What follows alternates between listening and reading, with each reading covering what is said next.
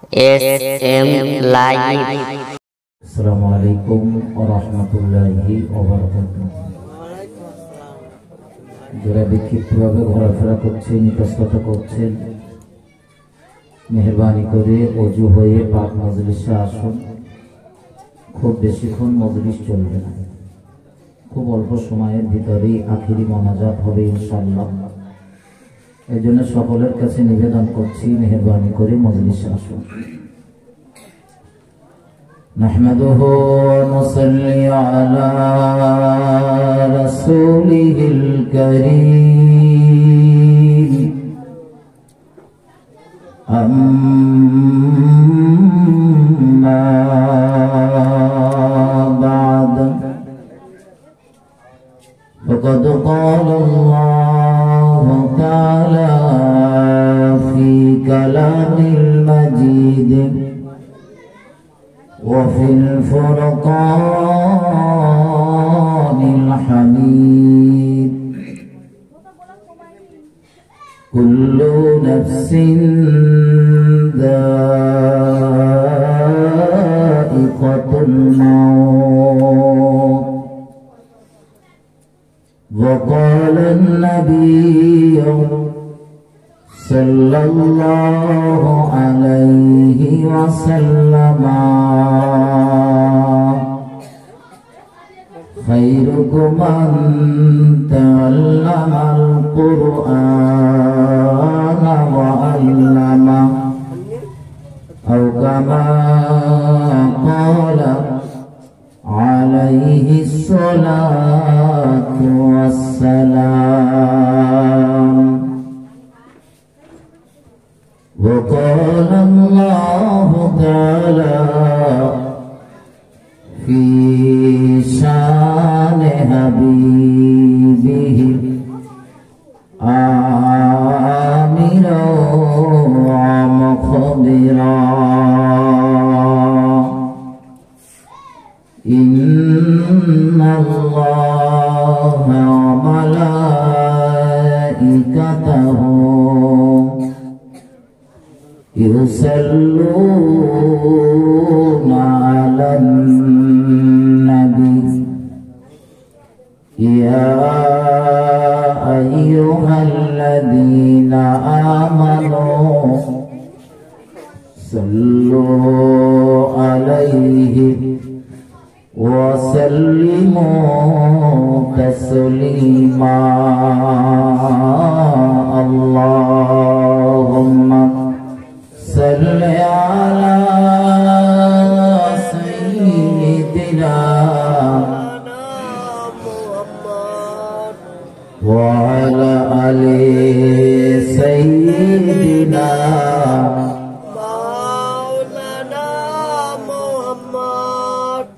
আমার পাগল মন ওই মদিনার প্রেমে পড়েছে, আমার পাগল মন ওই মদিনার প্রেমে পড়েছে। ওই মদিনা এই মনকে, ওই মদিনা এই মনকে বন্দি করেছে, আমার পাগল মন ওই মদিনার প্রেমে পড়েছে। জানি না ওই মদিনায় কি আছে মধু, মদিনা মদিনা বলে কান্দি যে শুধু। জানি না ওই মদিনায় কি আছে মধু, মদিনা মদিনা আমায় করেছে জাদু। বিশ্ব জগৎ নবীর প্রেমে, বিশ্ব জগৎ নবীর প্রেমে পাগল হয়েছে, আমার পাগল মন ওই মদিনার প্রেমে পড়েছে, আমার পাগল মন ওই মদিনার প্রেমে পড়েছে। আল্লাহুম্মা সাল্লি আলা সাইয়্যিদিনা مولانا محمد মাইক ম্যান ভাই আছেন এখানে?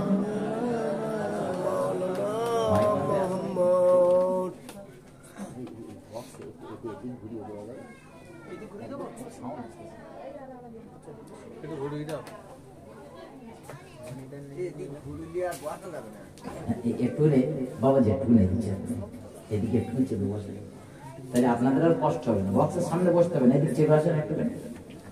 আবার এদিকে না ঘোরালে আমার আবার দম বার হয়ে যাচ্ছে, উঠতে না উঠতে দেখছে গা থেকে সব খুলে ফেলে দিতে হচ্ছে।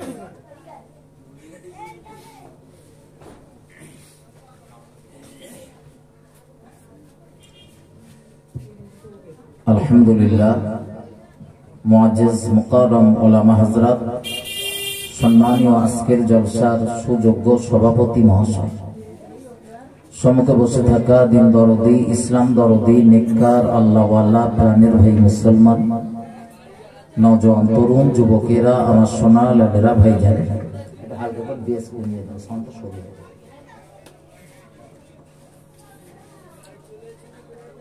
সমস্ত প্রশংসা মহান আল্লাহর দরবারে জ্ঞাপন করব। সকলে মন খুলে বলি আলহামদুলিল্লাহ। দরুদ ও সালাম প্রিয় নবীর উপরে শত কোটিবার বর্ষিত হোক। সকলে বলি সাল্লাল্লাহু আলাইহি ওয়াসাল্লাম। এই মাগরিবের নামাজের পর থেকে একাধিক মুখে বহু তথ্য ভিত্তিক অর্জন নসিহত আপনারা শুনেছেন। আমি একদম স্বল্প পরিসরে কিছু কথা বলার জন্য কোরআন শরীফের ছোট্ট একটা আয়াতে কারিমা সঙ্গে রাসূলের জবানে বর্ণিত ছোট্ট একটি হাদিসের টুকরা তেলাওয়াত করেছি।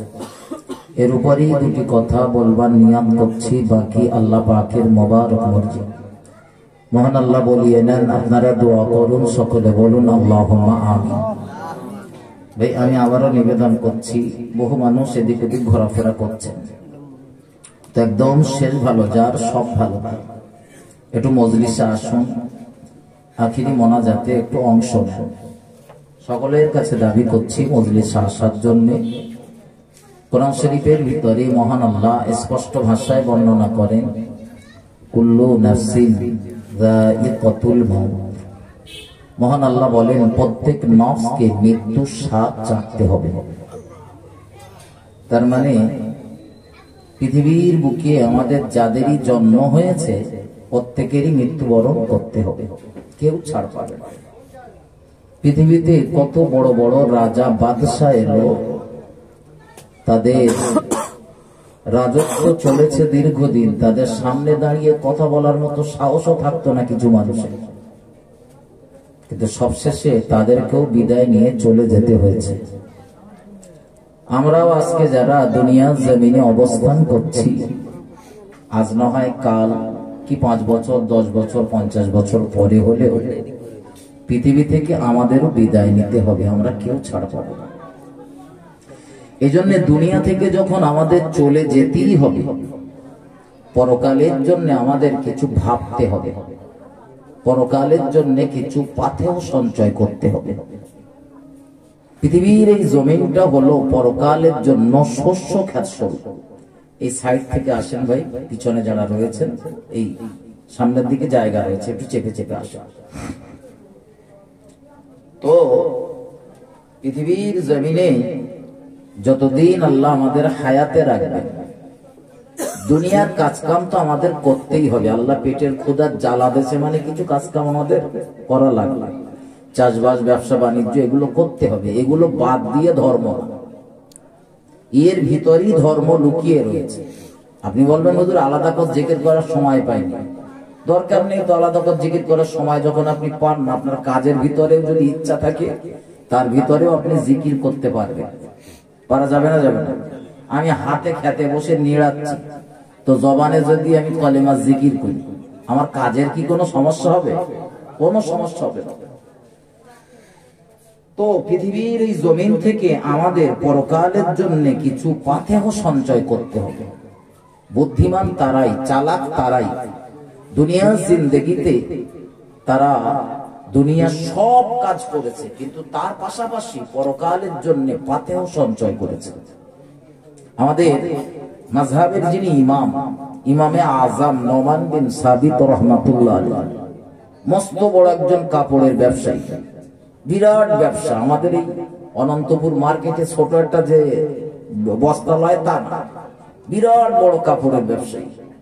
অথচ হযরতের জীবনের দিকে তাকিয়ে দেখুন, আমল কম নেই, বল আমল কম নেই। তার জীবনের দিকে তাকান, আপনি লক্ষ্য করলে অবাক হয়ে যাবেন। হুজুরের ওই ৭৫ বছরের জিন্দেগি, ৭৫ বছরের জিন্দেগি, এক কথায় বলতেছি, হজ করেছে ৫৫ বার। তিনি শুধু যে জায়গাটায় তার কবর, যেখানে শুয়ে রয়েছেন, ওই জায়গাটায় শুধু কোরআন তেলাওয়াত করেছেন ৭,০০০ বার। একটু মোহাম্মদ করে বলেন সুবহানাল্লাহ। আমরা সবাই কোরআন তেলাওয়াত করি না করি না? এই জায়গাটায় আমরা একটু ফাঁকিবাজ কোরআন তেলাওয়াতের ক্ষেত্রে, বলেন ফাঁকিবাজ।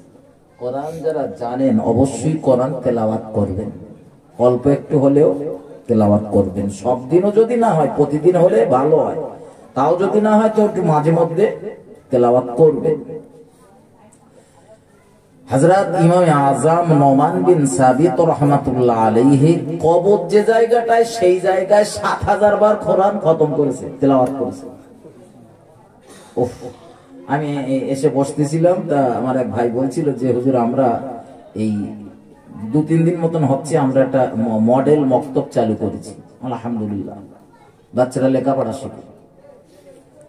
আমি সর্বদা শিক্ষার পক্ষে, সে যে দল হোক না কেন, যে দলই হোক, শিক্ষা অর্জন করুক আমার জাতি শিক্ষিত হোক। আমার ঘরের বাচ্চাগুলো কোরআন তেলাওয়াত করুক, তারা কোরআন তেলাওয়াত শিখুক। কিছু হোক না হোক, আপনার বেটাটা, আপনার নাতি পোতাটা যদি একটু কোরআন তেলাওয়াত শেখে, আপনি অসুস্থতার ভিতরে রয়েছেন, দুনিয়া থেকে হয়তো বিদায় নিচ্ছেন, ওই পাড়ার হুজুরিরা ডাকার দরকার হবে না, আপনার নাতিটাও একটু অজু করে আপনার মাথার ধারটায় বসে একটু কোরআন তেলাওয়াত করতে পারবে। এটা কি খারাপ বিষয়? কথা বলেন। তা সে যে দল করে করুক, তাতে আমার কোনো সমস্যা নেই। বাচ্চা কাচ্চা শিক্ষিত হোক, লেখাপড়া শিখুক, চলে। তো কোরআন শিক্ষা আমাদের প্রত্যেকেরই প্রয়োজন। প্রত্যেক মুসলিম নরনারীর জন্য জ্ঞান অর্জন করা হলো ফরজ। নামাজ পড়া যেমন ফরজ, নামাজ পড়া ফরজ, জ্ঞান অর্জন করাও তেমন ফরজ।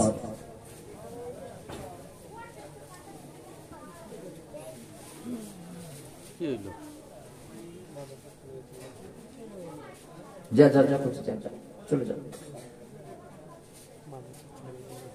ভাই। যারা পিছনে রয়েছে না, এবার একটু এগিয়ে এগিয়ে আসুন, একটু দরুদ শরীফ পড়েন। আল্লাহুম্মা সাল্লি আলা সাইয়্যিদিনা মাওলানা মুহাম্মদ ওয়া আলা আলি সাইয়্যিদিনা। মদিনা মদিনা আশিক মুমিনের ঠিকানা, মদিনা মদিনা আশিক মুমিনের ঠিকানা। দিদার চেয়ে কাঁদো তোমরা, দিদার চেয়ে কাঁদো তোমরা, হও গো নবীর দিওয়ানা। মদিনা মদিনা আশিক মুমিনের ঠিকানা, মদিনা মদিনা আশিক মুমিনের ঠিকানা। আল্লাহুম্মা সাল্লি আলা সাইয়্যিদিনা মাওলানা ওয়া আলা আলি সাইয়্যিদিনা। আমার ভাইজানেরা, ঠান্ডা মাথায় বুঝুন, গভীর ভাবে উপলব্ধি করুন। কোরআন শরীফের ভিতরে মহান আল্লাহ স্পষ্ট ভাষায় জানিয়েছেন, কুল্লু নাফসিন যায়িকাতুল মাউত, প্রত্যেক নফসকে মৃত্যুর স্বাদ চাখতে হবে, প্রত্যেক নফস মৃত্যুর স্বাদ আস্বাদনকারী। কোরআন শরীফের অপর আয়াতে মহান আল্লাহ জানান, ইয়া আইয়ুহাল্লাযীনা আমানু, হে খোদা বিশ্বাসী বান্দা বান্দীগণেরা, ইত্তাকুল্লাহ, তোমরা আমি আল্লাহ আমায় ভয় করো, হাক্কা তুকাতিহি, ভয় করার মতো ভয় করো, ওয়ালা তামুতুন্না ইল্লা ওয়া আনতুম মুসলিমুন, আর প্রকৃত ঈমানদার না হয়ে যেন তোমরা মরো না। একটা আয়াতে আল্লাহ বললেন প্রত্যেককেই মৃত্যুবরণ করতে হবে, আর অপর আয়াতের একদম শেষ লগ্নে আল্লাহ বললেন প্রকৃত ঈমানদার হয়ে তবেই আমাদের মরতে বলেছেন, তার আগে মরতে নিষেধ করেছেন। তার মানে প্রকৃত ঈমানদার হয়ে যদি আমরা মৃত্যুবরণ করতে পারি, মৃত্যু পরবর্তীকালীন জিন্দেগিতে আমরা সফলতা লাভ করতে পারবো। আর প্রকৃত ঈমানদার না হয়ে যদি মরি, মৃত্যু পরবর্তীকালীন জিন্দেগিতে আমরা ব্যর্থ হব, প্রচন্ড কষ্টের সম্মুখীন হয়ে যাব। আমার ভাই ও বাবাজিরা আমার, মৃত্যু প্রত্যেকেরই হবে, সেই ঈমানদার হলেও তার মৃত্যু হবে, বেঈমান হলেও তার মৃত্যু হবে। এই দুনিয়ার জমিনে চারজন প্রতাপশালী বাদশা আল্লাহ দিয়েছিলেন, দুজন ঈমানদার আর দুজন বেঈমান। আমি গতদিন আমার ভালো মনে পড়ছে আপনাদের এই ঈদগাতে চারজন বাদশার নামও বলে দিয়েছিলাম। তার ভিতরে আমি আজকে আবার একবার বলে দিচ্ছি 1 মিনিটের জন্য। একজনের নাম হযরত নবী সুলাইমান আলাইহিস সালাম, অপরজনের নাম আল্লাহ পাকের আরো একজন প্রিয় বান্দা, মহান আল্লাহর দুজন ঈমানদার বান্দা নবী সুলাইমান আলাইহিস সালাম। আর আল্লাহ পাকের আরো একজন মহান বান্দার নাম আমার স্মরণ আসতেছে না, স্মরণ এলে বলে দিচ্ছি। তবে দুজন যুলকারনাইন, দ্বিতীয় ব্যক্তিটার নাম হলো যুলকারনাইন। আর দুজন কাফের ছিল, এই দুজন কাফের, একজনের নাম নমরুদ আর একজনের নাম হলো বখতেনাসার। দুনিয়ার ইঞ্চি ইঞ্চি মাটির রাজত্ব আল্লাহ তাদের দান করেছিলেন, কোন জায়গার রাজত্ব তাদের ফাঁকা ছিল না। তারপরে তাদের দুনিয়া জমিন ছেড়ে বিদায় নিতে হয়েছে না হয়নি? যে নবী সুলাইমানের এত ক্ষমতা আল্লাহ দিলেন, হাওয়ার উপরে তিনি কর্তৃত্ব চালাতেন, বাতাসকে বলতেন বাতাস আমি নবী সুলাইমান এক্ষুনি এখান থেকে অমুক জায়গাতে চলে যাব। এক মুহূর্তের ভিতরে বাতাস তার সিংহাসনকে নিয়ে হাওয়ায় শূন্য ভাসিয়ে দিয়ে সেই জায়গায় পৌঁছে দিত। একটু মহব্বত করে বলুন সুবহানাল্লাহ। এত পাওয়ারফুল ক্ষমতা, জিনেরাও যার থেকে ভয় পেত, জিনেরা যার থেকে। এই মসজিদুল আকসা নির্মাণের সময় হযরত নবী সুলাইমান আলাইহিস সালাম সেই কাঁচের ঘরের ভিতরে রয়েছে। ওই জায়গায় সে আজরাইলের আগমন, আজরাইল এসে ডাক দিয়ে জিজ্ঞাসা করলেন, ও আল্লাহর নবী সুলাইমান আলাইহিস সালাম, আমি এসেছি আপনার রূহ সিজ করার জন্য। হযরত নবী সুলাইমান আলাইহিস সালাম এত বড় রাজত্বের মালিক, কিন্তু অবকাশ দেওয়া হলো না।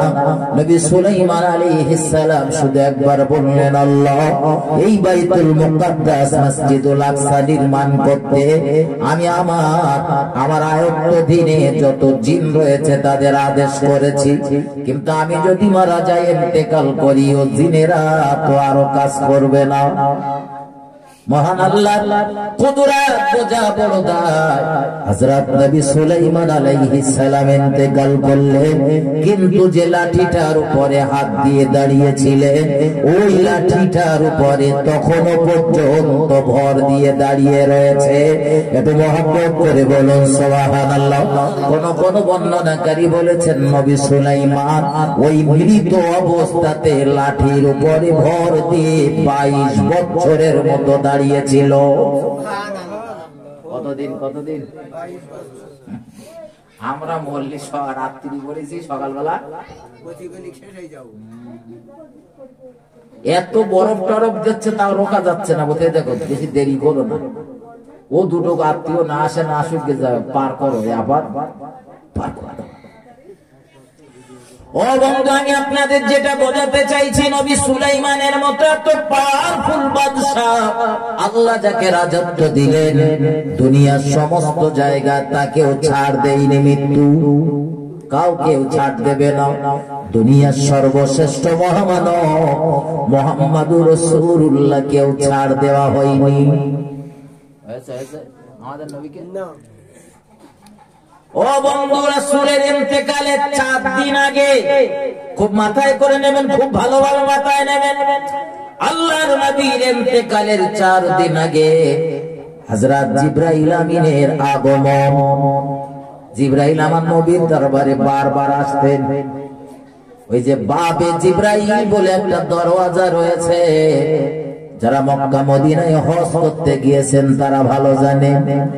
ওই দরজা দিয়ে আল্লাহর নবী মুহাম্মদুর রাসূলুল্লাহ সাল্লাল্লাহু আলাইহি ওয়াসাল্লামের কাছে জিবরাইল 22,000 বার এসেছিলেন। জিবরাইলের আগমন হলো, জিবরাইল আমার নবীকে সালাম দিলেন, আল্লাহর হাবিবকে সালাম দিয়ে জিজ্ঞাসা করলেন, হুজুর আপনি কেমন আছেন? জিবরাইল জিজ্ঞাসা করতেছে, আর পাঠিয়েছে কথা বলে আল্লাহ। তা আমার আল্লাহ জানে না যে আমার রাসূল কি হালাতে রয়েছে? জানে না? জানে।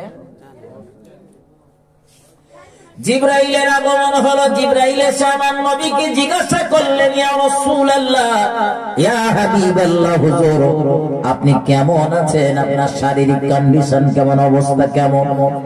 হযরত মুহাম্মদুর রাসূলুল্লাহ উম্মতের দরদি নবী বললেন, জিবরাইল আমার শারীরিক অসুস্থতা বৃদ্ধি পেয়েছে, কমেনি। আমি একটু অসুস্থ বোধ করছি, খুব কষ্টে রয়েছে। ইয়া রাসূলুল্লাহ, মহান আল্লাহ জানতে চেয়েছেন, তাই আমি জিবরাইল আপনার দরবারে এসেছি। আল্লাহ সব বলে জানেন, কিন্তু তারপরেও জিবরাইলকে পাঠিয়েছেন এটা সংবাদ দেওয়ার জন্য।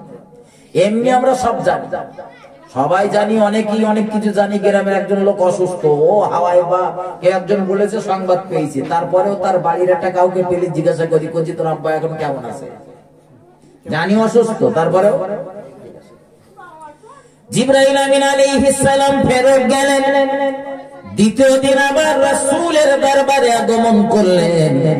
আল্লাহ পাকের নবী মুহাম্মদুর রাসূলুল্লাহ সাল্লাল্লাহু আলাইহি ওয়াসাল্লাম আপনি কেমন আছেন?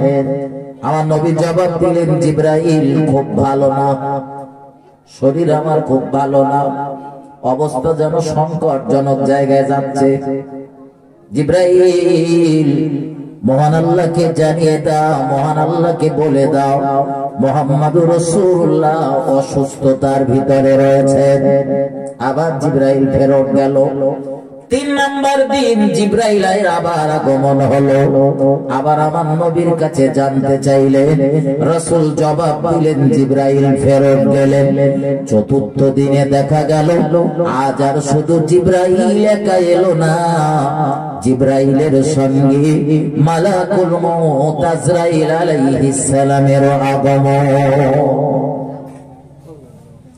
হযরত আজরাইল আলাইহিস সালাম আমার নবীকে সালাম দিলেন, ইয়া রাসূলুল্লাহ, ইয়া হাবিবাল্লাহ, হুজুর আজ আমি এসেছি আপনার দরবারে।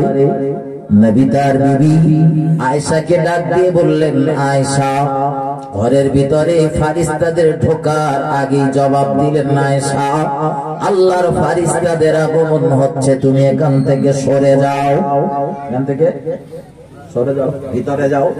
পর্দা পর্দা মুমূর্ষ অবস্থাতে রয়েছেন, আর কয়েকটা সেকেন্ড পরই, হয়তো কয়েক মিনিট পরই দুনিয়া থেকে চলে যাবে।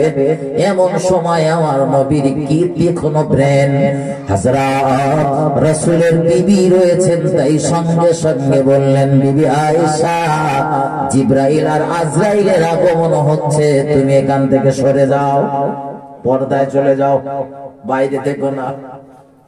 আমরা সেই নবীর উম্মত, সেই নবীর কচির দুলাভাই আসতে, কচির বাপ তখন মধ্যে কচি যা দুলাভার ভাত রাতগুলো দিয়ে কেন, যেটার সাথে দুলাভার বিবাহ দিয়েছেন ওটা পারে না দিতে, রাগ করলে হবে না। আপনি জানেন না কত বড় অন্যায় করতেছেন, ছোট মেয়েটার পাঠিয়ে দিচ্ছেন বোনার কাছে। একজন নারী আর পুরুষ যেখানে থাকে, তৃতীয় ব্যক্তি হিসাবে শয়তান সেখানে উপস্থিত হতে পারে না। এরকম কত ঘটনা, কত সংবাদ শুনতে পাওয়া যায়।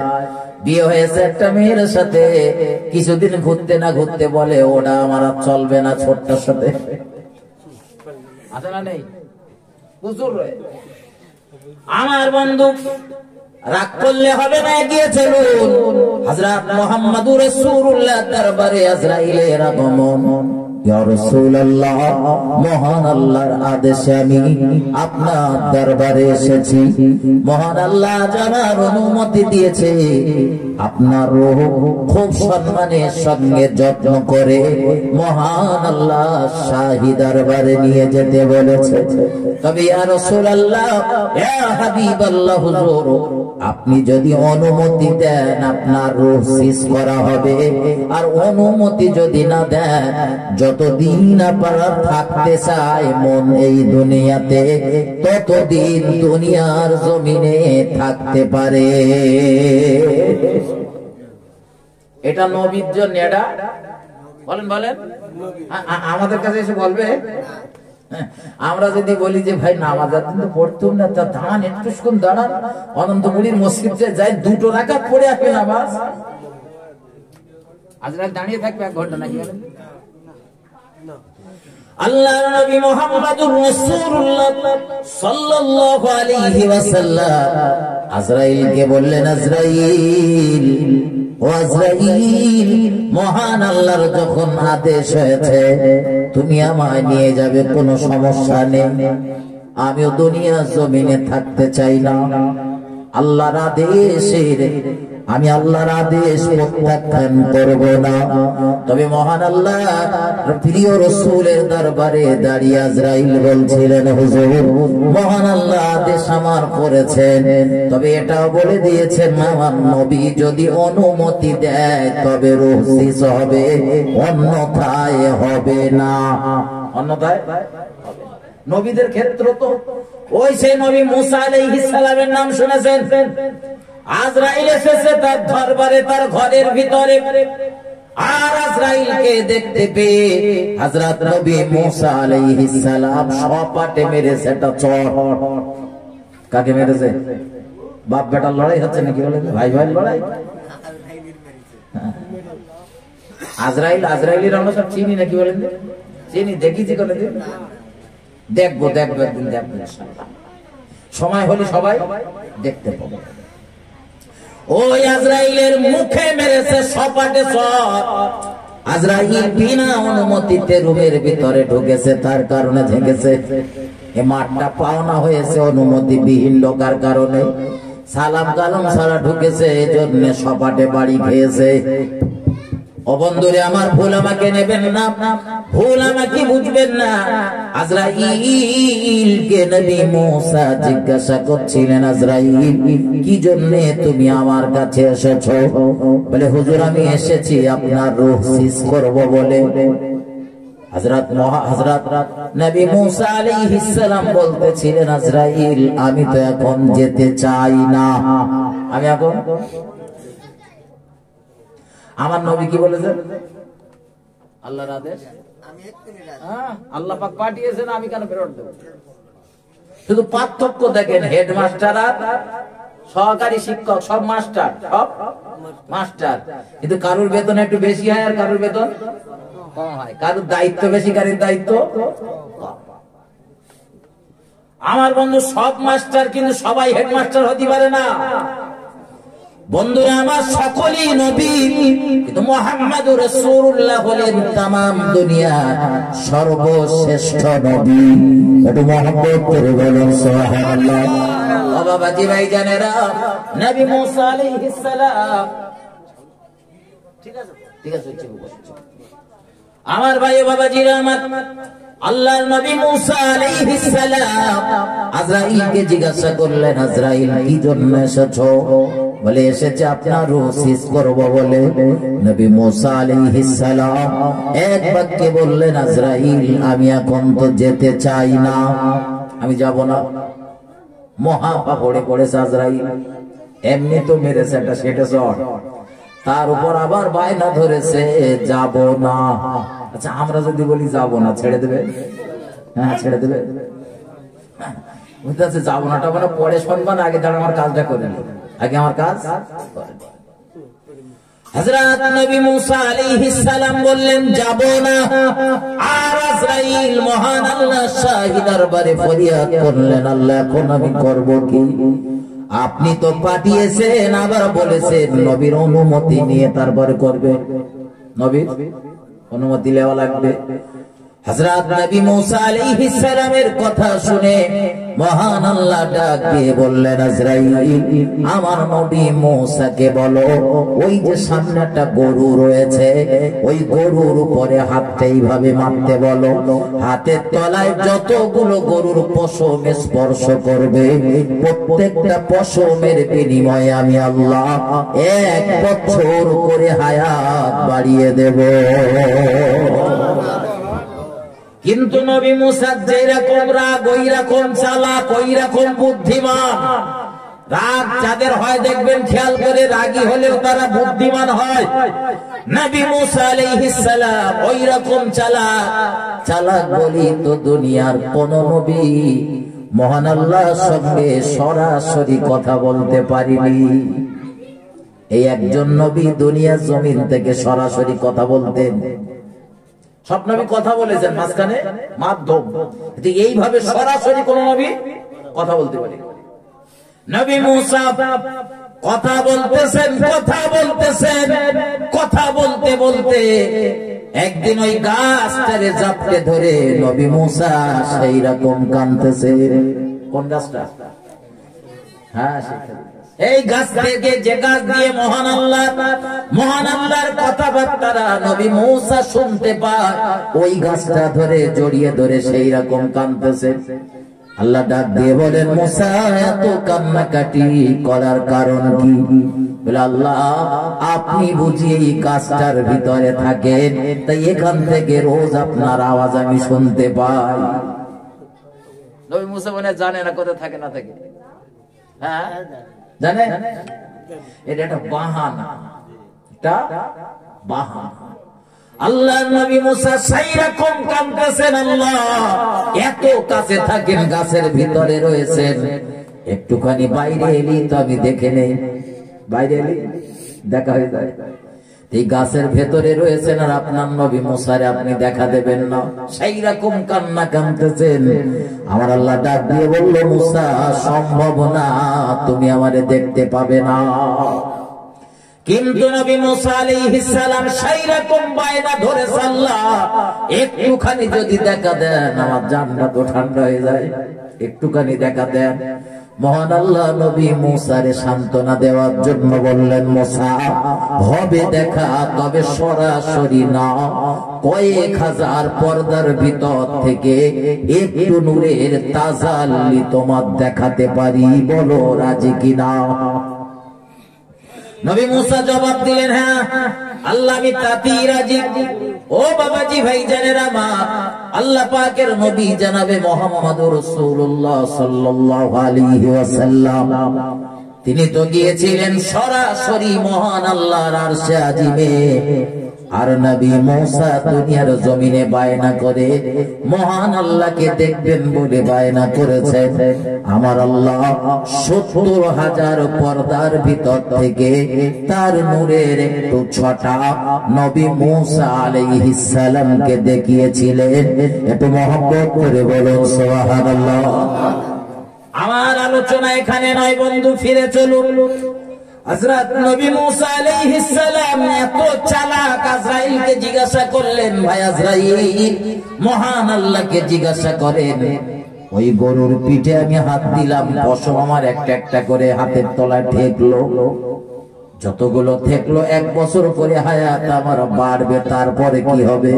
বলে তারপরে আপনার দুনিয়া ছেড়ে যেতে হবে। নবী মুসা তখন ডাক দিয়ে বললেন, আজরাইল সেই যখন যেতে হবে আর দেরি করবো না, তুমি আমার রূহটা শেষ করে নাও। নবী মুসা ছাড় পায়নি, আমাদের সব ছেড়ে দেবে বলে, যারা নামাজ পড়ে না ওই কটা ছাড় নাকি বলে নাকি? না না, ঘরে ঘরে মনে হয় খানিকটা ছবি টবি রেখে দিলি, তার ঘরে মনে হয় ফেরেশতা ঢুকবে না।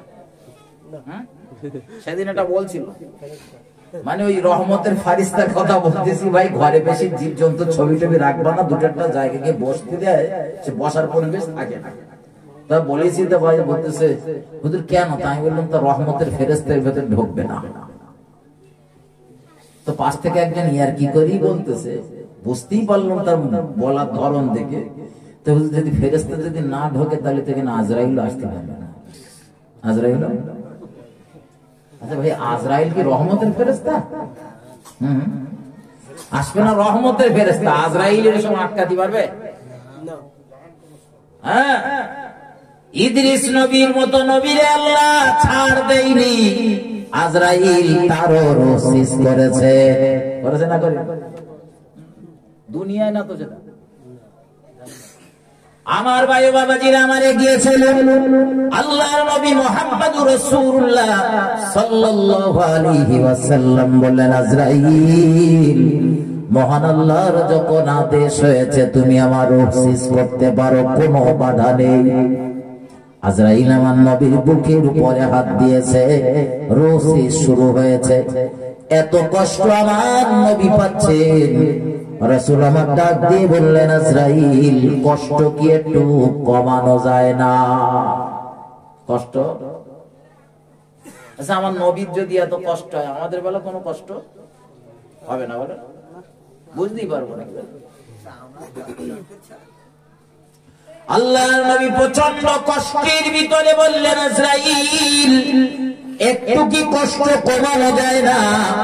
আজরাইল জবাব দিলেন, ইয়া রাসূলুল্লাহ, ইয়া হাবিবাল্লাহ, হুজুর দুনিয়ার জমিনে আমি এ পর্যন্ত যত রসিস করেছি সব থেকে আসান আর সব থেকে কম কষ্ট আপনাকে দেওয়া হয়েছে। হযরত মুহাম্মদুর রাসূলুল্লাহ অন্তিম সময়ে উম্মতকে ভুলে যায়নি, দুনিয়া থেকে বিদায় নেবেন। আজরাইলকে ডাক দিয়ে বললেন, আজরাইল আমার যদি এত কষ্ট হয়, আমার যদি এত কষ্ট হয়, আমার উম্মতের কত কষ্ট হবে। ও দুনিয়ার ইমানদারেরা, ও রাসূলের প্রেমিকেরা, ও রাসূলের পাগলেরা, তোমার নবী তোমায় কতটা মহব্বত করত, মৃত্যু শয্যায় শায়িত অবস্থাতেও তোমার জন্য নবীর ভাবনা হয়। আল্লাহ নবী আজরাইলকে বললেন, আজরাইল আমার উম্মতের যেন এত কষ্ট দিও না, আমার উম্মতের কষ্ট একটু কমিয়ে দিও, প্রয়োজনে উম্মতের কিছু কষ্ট আমায় দিয়ে দাও। আজরাইল জবাব দিলেন, ইয়া রাসূলুল্লাহ চিন্তা করতে হবে না, আপনার উম্মতের যারা ঈমানদার হবে, যারা নামাজি হবে, মুত্তাকি হবে, পরহেজগার হবে, আল্লাহওয়ালা হবে, বুজুর্গ হবে, যারা প্রকৃত ঈমানদার হবে, তাদের রূহ আমি যখন সিজ করব, মনে হয় বাচ্চারা যেমন মায়ের কোলে ঘুমিয়ে পড়ে, তাদের অবস্থা এর থেকেও আরো আসান হবে। তবে নামাজটা পড়তে হবে তো নাকি? নামাজ না পড়লে হবে? নামাজ যারা পড়েন না, পায়ে দুটো হাত দিয়ে একটু নামাজ পড়েন। নামাজে বিরাট মজা, আপনি পড়েন না বলে আপনার জ্বালা জ্বালা লাগে, অজব লাগে, আপনি পড়েন না। আমার কথা শুনে 15টা দিন ধরে একটানা 15টা দিন যত কষ্টই হোক, যত বাধা বিপত্তি আসুক, 15টা দিন নামাজ পড়ে দেখেন, 15 দিন পর থেকে আপনার ওই নামাজ ছাড়তে আর এক মুহূর্তের জন্য মন চাবে না ইনশাআল্লাহ। আর যদি একটু নজরটারে সোজা করতে পারেন, নজর সোজা। অনেকে নামাজ পড়ে কিন্তু নামাজের স্বাদ পায় না। বলো সবাই নামাজের স্বাদ পায়? কথা বলেন, পায়? অনেকে নামাজের স্বাদ পায়। নামাজের স্বাদ পেলে, আমি গত বছর এই আপনাদের পাশেই বলছিল যে নামাজের স্বাদ যদি কেউ পায় তো তার দেখলেই বোঝা যাবে, নামাজ পড়া দেখলেই বোঝা যাবে। ও সেজদায় গেছে, তার উঠতে ইচ্ছা হচ্ছে না, রুকুতে গেছে, তার উঠতে ইচ্ছে না, খুব ধীর মস্তিষ্কে নামাজ পড়তেছে, এত মজা পাচ্ছে, ওই নামাজ ছাড়তেও ইচ্ছা হচ্ছে না। আর আমরা কিছু লোক নামাজ পড়ি যেন মনে হচ্ছে কেউ একটা খোরাক টোরাক দিয়েছে আর পায়রার মতো ভদ্র খাওয়া খাচ্ছে, টুপ টুপ করে যাচ্ছে আর উঠছে, যাচ্ছে আর উঠছে। তার মানে কি ওরা জি জি আমার ভাই বাবাজিরা, আমার ব্যথা নেবেন না। নামাজ যখনই পড়বেন ধীর স্থিরতার সাথে নামাজ পড়বেন। সংসারে অভাব অভিযোগ, সংসারে এই যে বিরাট পরিমাণ অভাব অভিযোগের একটা কারণ হলো আমরা নামাজ পড়ি অত্যন্ত দ্রুত। নামাজ পড়ি একটু ধীর স্থির ভাবে পড়বে। রবের সামনে এত এত তেজ দেখাচ্ছেন, রবের সামনে এত পরিমাণে সময়ের মূল্য দেখাচ্ছেন। দিন রাত 24 ঘন্টার ভিতরে 5 ওয়াক্ত নামাজ পড়তে হতে 1 ঘন্টা সময় যায়। সেই সময়টায় গিয়ে যত যত তারা ওই সময়টাতে। ঠিক বলতেছি না ভুল বলতেছি? আমার ভাই বাবাজিরা, আমার আল্লাহর নবী মুহাম্মদুর রাসূলুল্লাহ সাল্লাল্লাহু আলাইহি ওয়াসাল্লাম তিনি দুনিয়া জমিন ছেড়ে বিদায় নিলেন। ইন্না লিল্লাহি ওয়া ইন্না ইলাইহি রাজিউন। ও বাবাজি ভাইজানেরা, দুনিয়ার শ্রেষ্ঠ মহামানব পর্দা নিয়েছেন, তিনিও বিদায় নিয়েছেন, ছাড় কেউ পাবো না।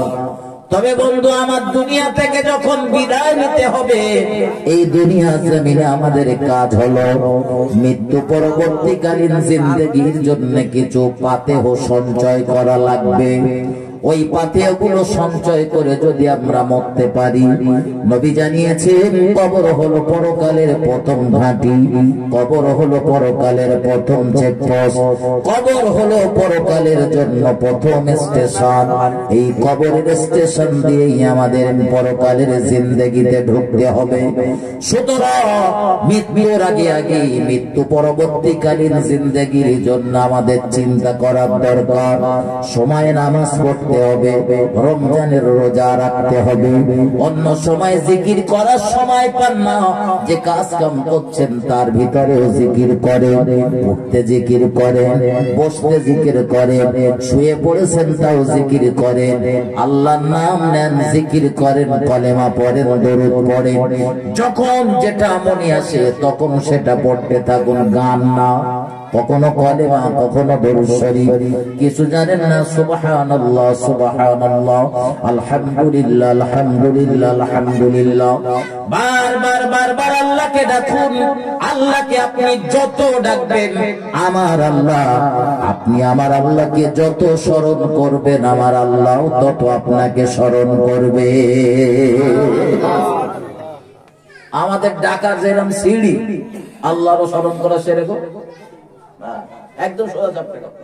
আমার ডাকতে গেলি গালের বাড়িতে গড়িয়ে পড়ে যাচ্ছে, গালের বাড়িতে ইচ্ছা হয় কি হবে ডেকে, কি লাভ, নামাজ পড়ি বা কি হবে, তাসবিহ তাহলিল করি বা কি হবে, এই চিন্তাতে আমাদের ফুল মাথা খারাপ। তার থেকে যদি ওই যে সময় নামাজ পড়বান ওই সময় যদি দুটো শাড়ি সেলাই করি, তবু 10 টাকা 10 টাকা 20 টাকা রোজগার হয়।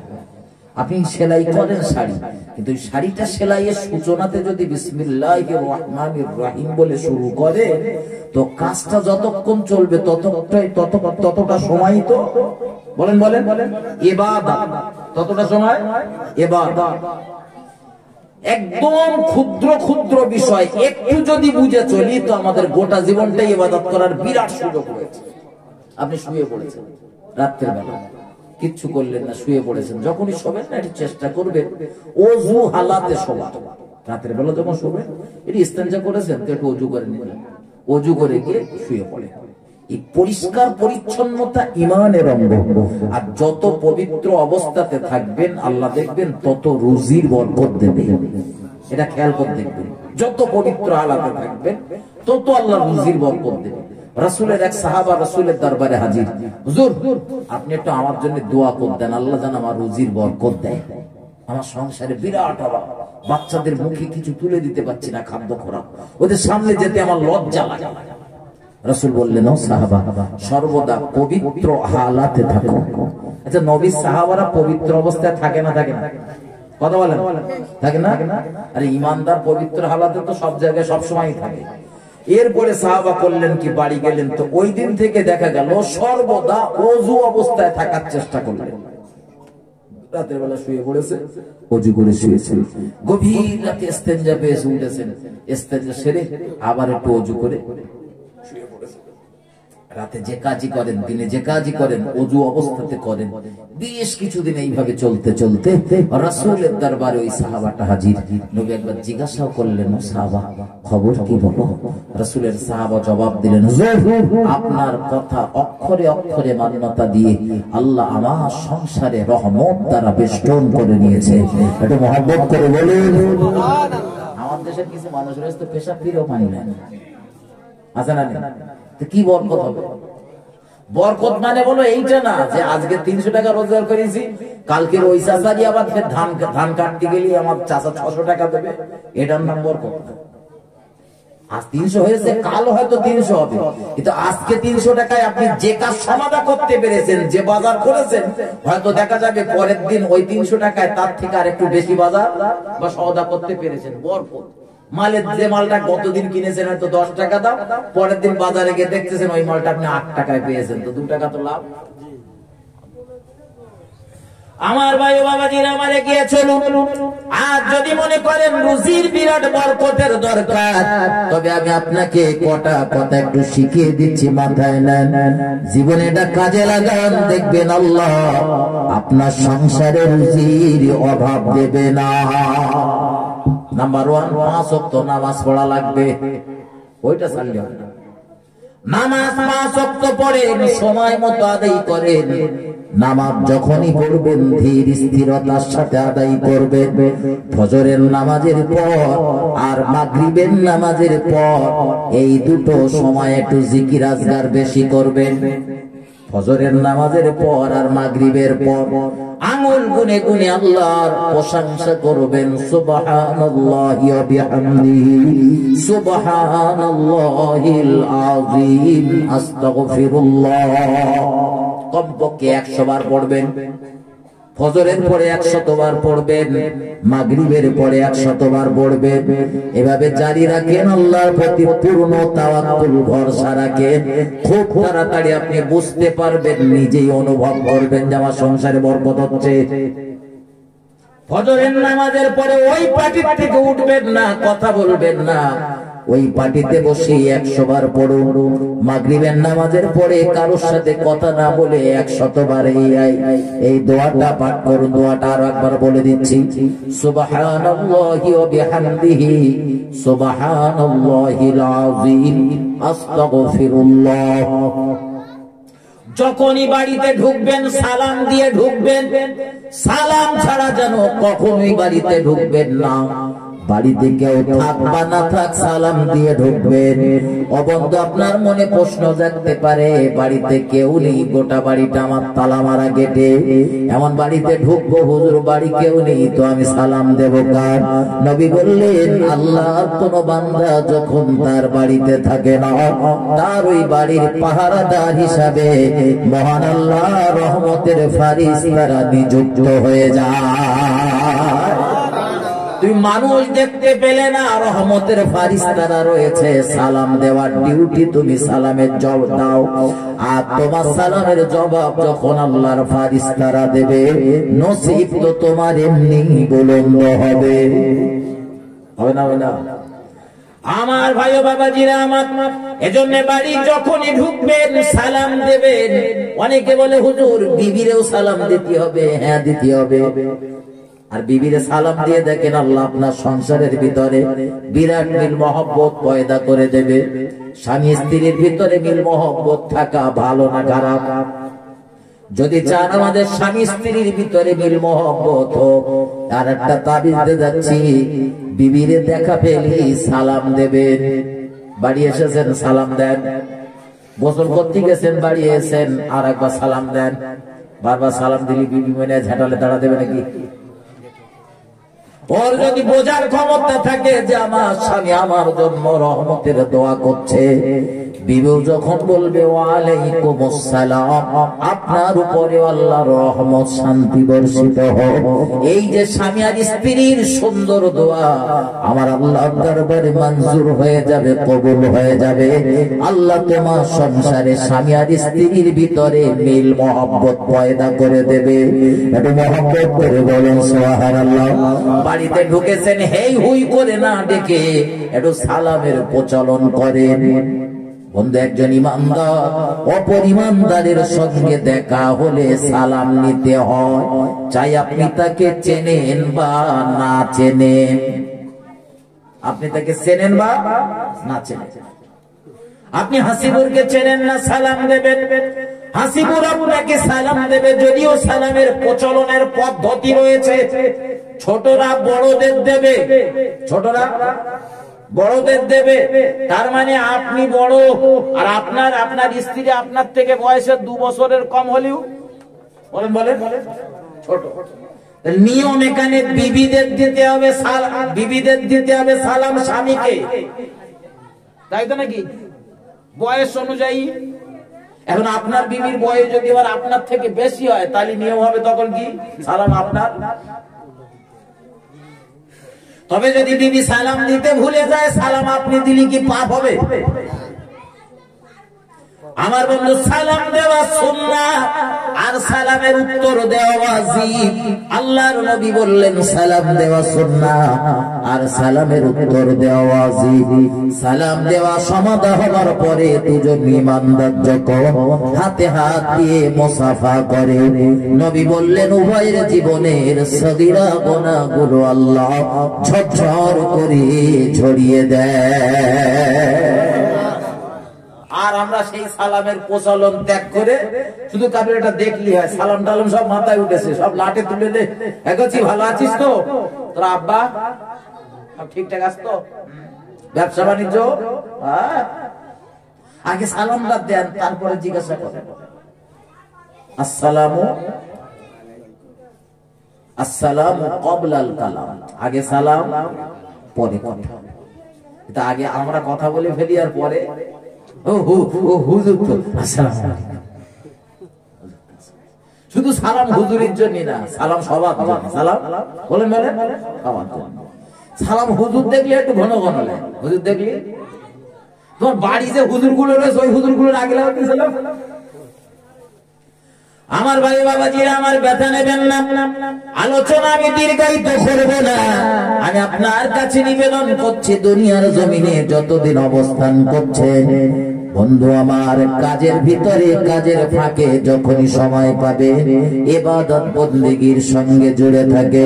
নবী আমার যেভাবে চলতে বলেছেন সেইভাবে জীবনটা অতিবাহিত করুন, বললে কবরে জিন্দেগিটা আমাদের জন্য হয়ে যাবে অত্যন্ত সুখময়। একটু মহব্বত করে বলুন সুবহানাল্লাহ।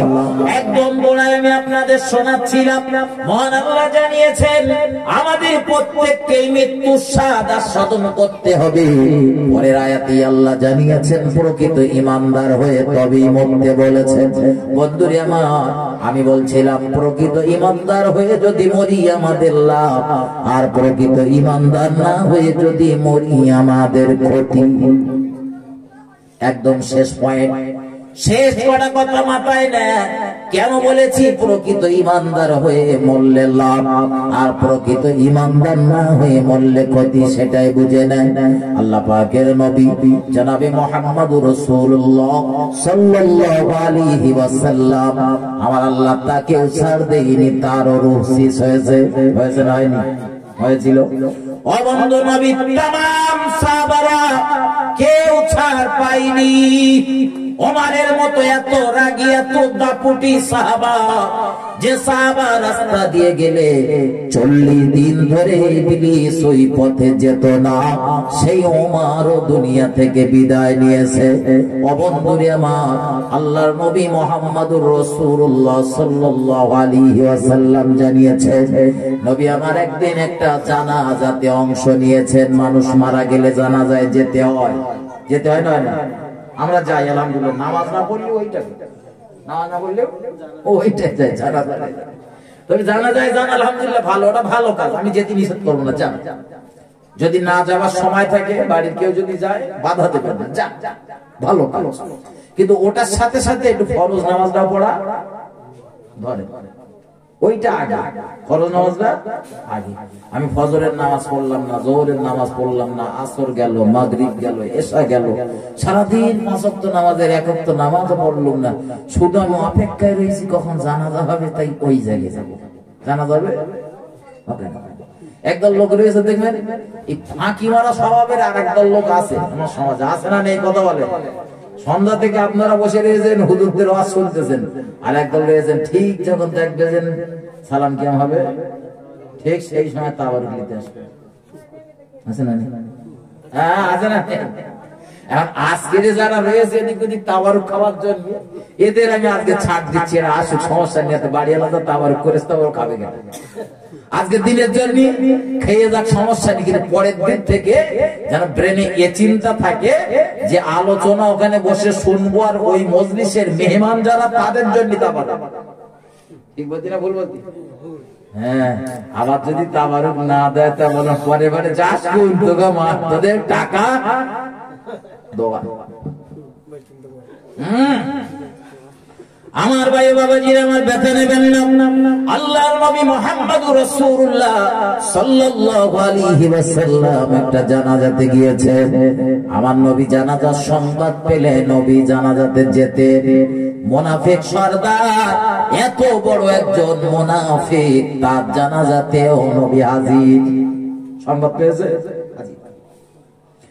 ওই মুনাফিক সর্দারের বেটা, ও আমার রাসূলের প্রিয় সাহাবা, রাসূলের দরবারে শারফ করেছেন, হুজুর আমার আব্বা দুনিয়া থেকে বিদায় নিয়েছে, আপনি একটু চলেন, একটু দোয়া করে দেবেন। আর নবীর একজন সাহাবা ডাকতেছে, হুজুর একটু চলেন আমার বাপের কাছে, আমার বাপের কবরের ধারে একটু দাঁড়াতে হবে, দোয়া করতে হবে। আমার নবী না গিয়ে পারে, রহমাতুল লিল আলামিন নবী গেলেন, হাত তুললেন, কোন বর্ণনায়, কিন্তু মহান আল্লাহ ডাক দিয়ে বললেন, হাবিব আপনি যাত্রার জন্য হাত তুলবেন আর আমি আপনার হাত কবুল করব, সেটা হতে পারে না। হাত নামান, হাত নামান, কার জন্য হাত তুলেছেন? এখান থেকে শিক্ষা নেন বন্ধু, যত বড়ই হুজুর হোক না কেন, যে পাত্রের জন্য হাত তোলা হচ্ছে ওই পাত্রটাও ভালো হওয়া লাগবে। ঠিক না ভুল কথা বলে? সারা জীবন আমি হক মেরে খেয়েছি, কখনো বোনের হক, কখনো ফুফুর হক, কখনো মেয়েদের হক, কখনো কোন আত্মীয় স্বজনের হক নষ্ট করে করে বেরিয়েছি। আছে না নেই? আছে না নেই? আপনাদের এলাকায় আছে, অনেক জায়গা আছে, আপনাদের এদিকে হয়তো নেই। কত বোনের কানতে দেখেছি, ভাইয়ের বাড়ি যায় আর শুধু বলে ভাই আমার জমিটা বের করে দাও, আর কদিন পরে পরে হবে, পরে হবে, ওই বারবার পরে হবে করতে করতে ভাই কবরে চলে গেল, বোনের অংশটা বার করে দেওয়া হলো না। ও অংশটা তো তোমার না, ওটা তোমার অংশ, তুমি কেন আটকে রেখেছো? সে যদি নিতে চায় তাকে বার করতে দাও, আর সে যদি না নিতে চায় তাহলে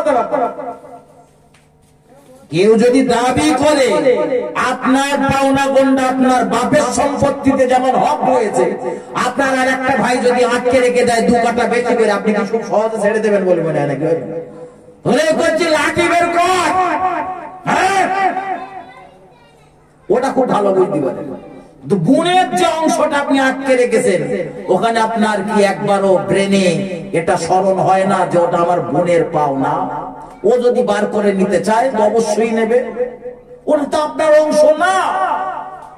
হাসিবুরের জন্য আল্লাহ আলাদা নির্ধারণ করেছে, হাসিবুরের ব্রেনের জন্য আল্লাহ আলাদা নির্ধারণ করেছে।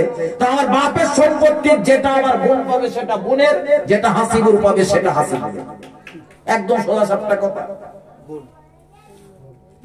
আমার ভাই বাবাজিরা আমার ব্যথা নেবেন না, এগুলো জীবন থেকে সরানে, ভুলগুলো শুধরা। অন্যায় যদি করে ফেলেন, অন্যায় গুলোর পানিশমেন্ট রয়েছে, ক্ষমা চান। যাদের কাছে অন্যায় করে ফেলেছেন তাদের পায়ে ধরে হলেও ক্ষমা চেয়ে নেন।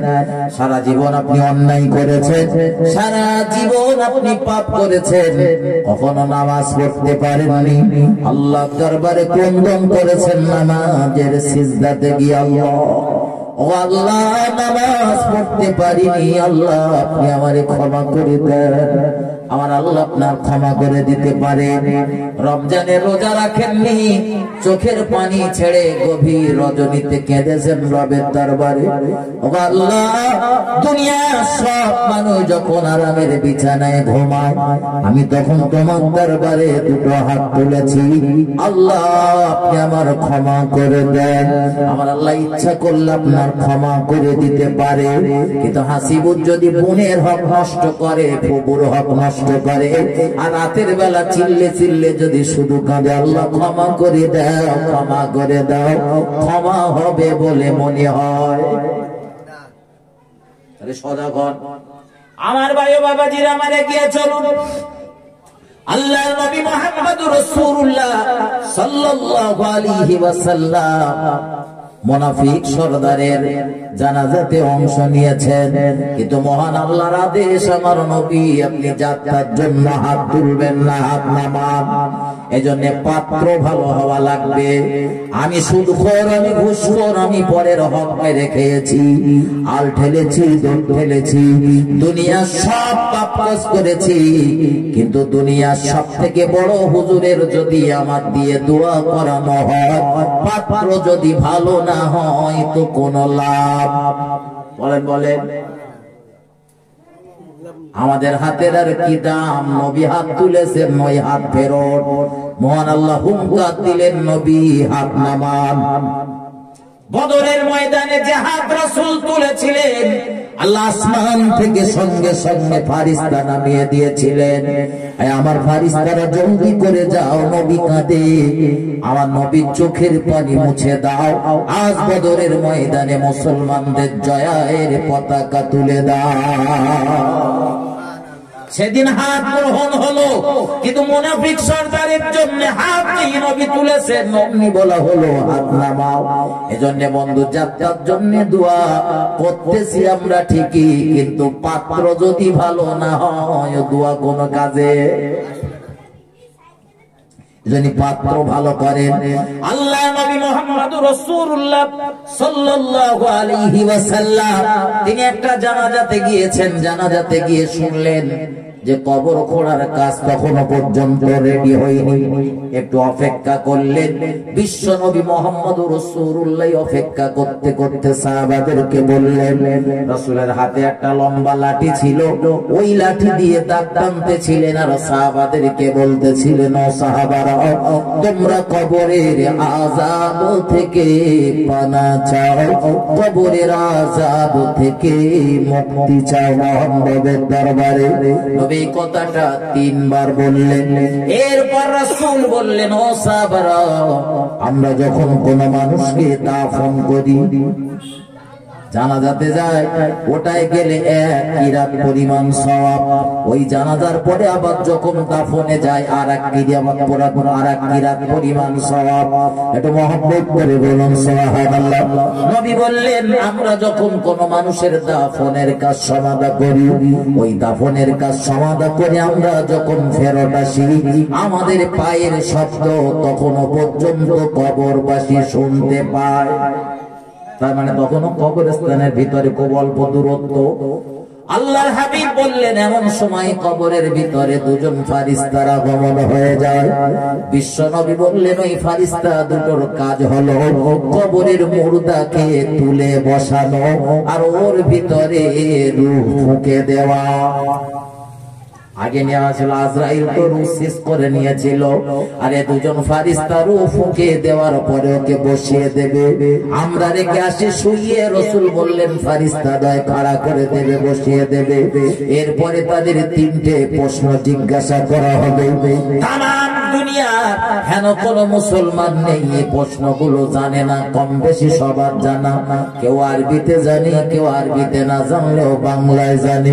বাংলায় এটা তো কমসে কম জানে যে কবরে জিজ্ঞাসা করা হবে তোমার রবকে, তোমার দিন কি, আর আমার নবীকে দেখিয়ে জিজ্ঞাসা করা হবে ইনি কে। ও বাবাজি ভাই জানেরা, আল্লাহর হাবিব বলেন কবরবাসীকে প্রথম প্রশ্ন করা হবে মার রব্বুকা, তোমার রবকে থাকে, কবরবাসী যদি প্রকৃত ইমানদার হয়, তার জবান থেকে এক বাক্যে বেরিয়ে আসবে, আমার রব হলো আল্লাহ। দুনিয়া জমিন আমরা যতই আল্লাহ আল্লাহ আল্লাহ আল্লাহ করি না কেন, দুনিয়ায় তিনটে প্রশ্নের জবাব যতই আমরা মুখস্থ করি না কেন, সেদিন যদি কবরের ভিতরে আল্লাহ আমাদের জবান দিয়ে বার করে নেয়, তো বলতে বারবার বার না করলে ক্ষমতা নেই। এরপরে জিজ্ঞাসা করা হবে তোমার দিন কি, আমরা জবাব দিয়ে দেব আমাদের দিন হলো ইসলাম। এরপর বিশ্ব নবীর সুন্দর করে দেখানো হবে, আমার রাসূলুল্লাহর ওই নূরানী চেহারা দেখিয়ে জিজ্ঞাসা করা হবে ইনি কে। যারা নবীর সুন্নাতের অনুসরণ করেছে, যারা প্রকৃত ইমানদার, তারা এক বাক্যে আমার নবীকে দেখে চিনতে পারবে আর জবাব দেবে ইনি হলেন আমাদের রাহবার মুহাম্মাদুর রাসূলুল্লাহ সাল্লাল্লাহু আলাইহি ওয়াসাল্লাম। জোরে বলুন সুবহানাল্লাহ। ও বাবাজি ভাই জানেরা, যারা প্রকৃত ইমানদার তারাই জবাবটা দিতে পারবে। রাসূল বলেন এরপর মহান আল্লাহ আদেশ করবেন সুন্নাহ থেকে, ও আমার ফেরেশতারা, আমার বান্দা সত্য বলেছে, সঠিক বলেছে, আমার বান্দার কবরে জান্নাতি বিছানা বিছিয়ে দাও। আমার ফেরেশতারা, বান্দা সত্য বলেছে, সঠিক বলেছে, বান্দার কবরের সঙ্গে আমার জান্নাতের একটা সংযোগ করে দাও। আমি আল্লাহ আমার নিয়ামতি জান্নাতের সঙ্গে বান্দার কবরের সম্পর্ক হয়ে যাবে। নবী বলেন, আজ যারা এই তিনটে প্রশ্নের জবাব দিতে পারবে না, তাদের জন্য আল্লাহ পাক আদেশ করবেন জাহান্নামের বিছানা ওদের কবরে বিছিয়ে দেওয়া হবে, জাহান্নামের সাথে ওদের কবরের সংযোগ করে দেওয়া হবে। ও বাবাজি ভাই জানেরা, আমার বলতে বলতে আমি অনেক দূর পর্যন্ত চলে এসেছি, শুধু এতটুকু মাথায় এরকম ঘোরায় বলেছিলাম, মৃত্যু আমাদের প্রত্যেকেরই হবে, কেউ ছাড় পাবো না। দুনিয়ার জমিন থেকে যখন আমাদের বিদায় নিতে হবে, এই ফসল ফলানো জায়গা থেকে আমাদের ফসল উৎপন্ন করে নিতে হবে মৃত্যু পরবর্তীকালীন জিন্দেগির জন্য, যাতে কবর নামী ওই জিন্দেগিতে, পরকাল নামী ওই জিন্দেগিতে আমরা সফলতা লাভ করতে পারি। একটু ভক্তি ভরে দরুদ আল্লাহুম্মা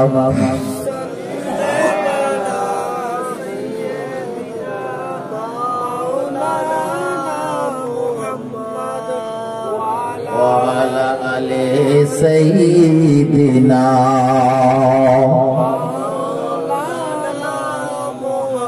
উজার কদম চুমে ধন্য আর সিদরাতে মুনতাহা, যার কদম চুমে ধন্য আর সিদরাতে মুনতাহা, মারহাবা মারহাবা বলো মারহাবা মারহাবা, যার কদম চুমে ধন্য আর সিদরাতে মুনতাহা, মারহাবা মারহাবা বলো মারহাবা মারহাবা। দয়ার নবীর মিরাজ রাতে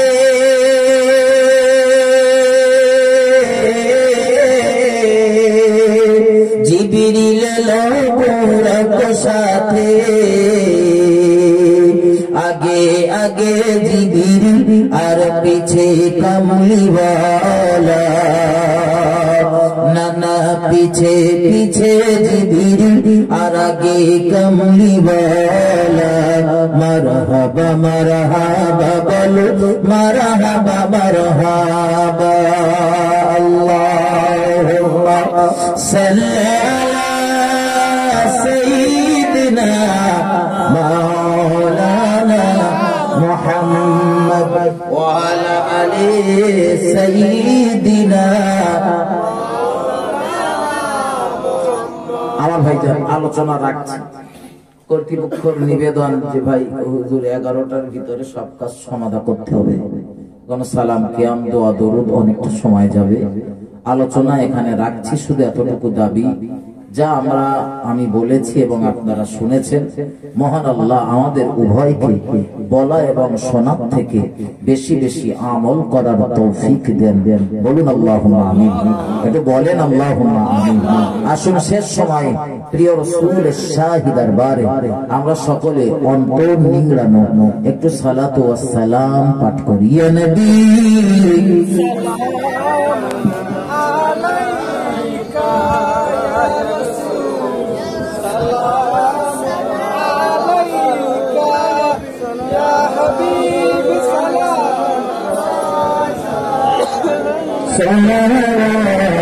সালাতুল্লাহি আলাইকা জিবরাইল ডাকেন বারেবার ওলিয়াদা আসমানের দরবার এসেছে নবী দের সরদার করিতে আমার মাহবুবের দিদার। ইয়া নবী সালাম আলাইকা রাসূল সালাম আলাইকা ইয়া হাবিব সালাম আলাইকা